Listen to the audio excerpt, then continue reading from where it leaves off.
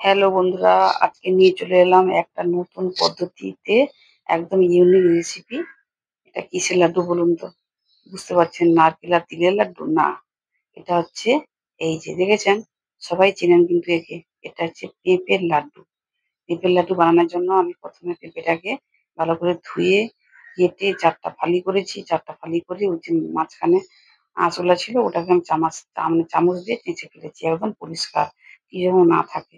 ব্যাস দিয়ে আমি এরকম একটা কুড়ুনির সাহায্যে পেঁপেগুলোকে ঠিক কুড়িয়ে নিচ্ছি। যেভাবে আমি কুড়াচ্ছি ওইভাবে কুড়িয়ে নিবেন। আর শক্ত যেমন যেটা শক্ত থাকবে ওটা ফেলে দিবেন। যতটা পারবেন নরমটা কিছু নেওয়া, শক্তগুলা ফেলে দেবেন। দেখুন আমার ছোট পেঁপেটা বলে একটু কম হয়েছে। উম মানে এইটুকুটা বেরিয়েছে। এইভাবে আমি সব কুড়িয়ে নিয়েছি। এবার কড়াইতে একটু জল দিয়ে দিলাম। জল দিয়ে লবণ দিবেন না। এবার আমি এখানে ওই যে পেঁপে কুড়ানটা ওটা দিয়ে দিলাম। ওটাকে দিয়ে মানে ঢাকা দিয়ে দিবেন। দিয়ে মোটামুটি ভালো করে সিদ্ধ করবেন, মানে বেশি সিদ্ধ ভাত করে ফেলবেন না। এই দেখুন যেভাবে আমি দেখাচ্ছি ওইভাবে কিন্তু সিদ্ধটা করবেন। মানে দেখবেন, হাতে টিপে দেখবেন যাতে একটু সিদ্ধ হয়েছে। সেই পর্যায়ে কি করবেন না, একটা ঝুড়ির সাহায্যে ঝুড়িটাকে সাহায্য নিয়ে মানে ছেঁকে দিবেন। ছেঁকে করে জল একদম নিগড়ে দিবেন। ঝরঝরে ভাতের মতন করে ফেলবেন। একদম জলটাকে নিগড়ে যেমন জল না থাকে ঝরঝরে ভাতের মতন করবেন। তারপরে কড়াইতে চিনি দিয়ে দিবেন। চিনিটা দিয়ে একদম লো টু মিডিয়াম দিবেন। চিনি যখন না পড়ে যায়, না কালো হয়ে যায়। জানেন তো চিনি মোটামুটি কালো হয়ে যায় বেশি হাই হিট দিলে। চিনিটাকে দিয়ে এবারে নাড়াচাড়া করবেন। আর যাতে ওটা মেল্ট হয়ে যায়। মানে সেরকমভাবে আপনারা সেদিকে একটু লক্ষ্য করবেন। যাতে পুড়ে না যায় এবং চিনিটা যাতে ভালোভাবে গলেও যায়। এইভাবে দেখবেন আরকি। এভাবে আমি নাড়াচাড়া করে নিচ্ছি। একটুখানি চিনিটা বসে যাচ্ছে। বসে গেলে তো নিচটা পুড়ে যাবে। ওইজন্য মাঝে মধ্যে আমি নাড়িয়ে দিচ্ছি। আবার একটু থাকছে। এইভাবে কিন্তু করবেন। যেভাবে আমরা মানে নারকেল তিলের লাড্ডু বানাই, প্রসেসটা প্রায় ওরকম, কিন্তু পেঁপে তো একটু অন্যরকম করে বানাতে হবে। এভাবে দেখুন করতে, করতে আমার চিনিটা এভাবে মেল্ট হয়ে গেছে। দেখতে পাচ্ছেন? আর যদি দেখছেন চিনিটা মেল্ট হচ্ছে না, একটুখানি জল ছিটিয়ে দেবেন হাতে করে ব্যাস। যে দেখছেন এভাবে কিন্তু আমার মেল্ট হয়ে গেল আস্তে, আস্তে করে। এবার একটু করে কালার কিন্তু আসছে। দেখতে পাচ্ছেন? কালার কিন্তু চলে এলো।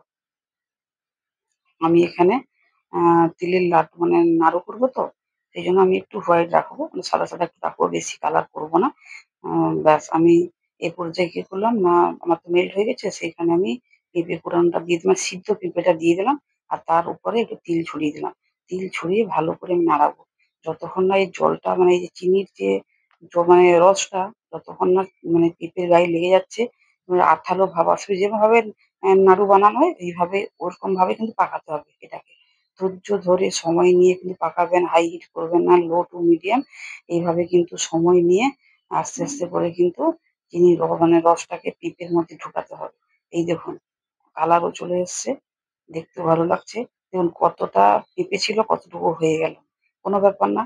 মানে শুনুন, যদি শিখা থাকে তাহলে বড় পেঁপে নিয়ে করতে পারেন। একবার ট্রাই করবেন, এত সুন্দর খেতে হয় বুঝতেই পারবেন না যে এটা নারকেল মিষ্টি খাচ্ছেন না কিসের খাচ্ছেন। কিছুতেই ধরতে পারবেন না যে পেঁপের মিষ্টি খাচ্ছেন। এত দারুণ হয়, একবার বানিয়ে দেখবেন। দুর্দান্ত হয় কিন্তু। দেখুন আমার কিন্তু মানে বেশ একসঙ্গে কিছু মিশে মানে একদম সব ঠিকঠাক হয়ে গেছে।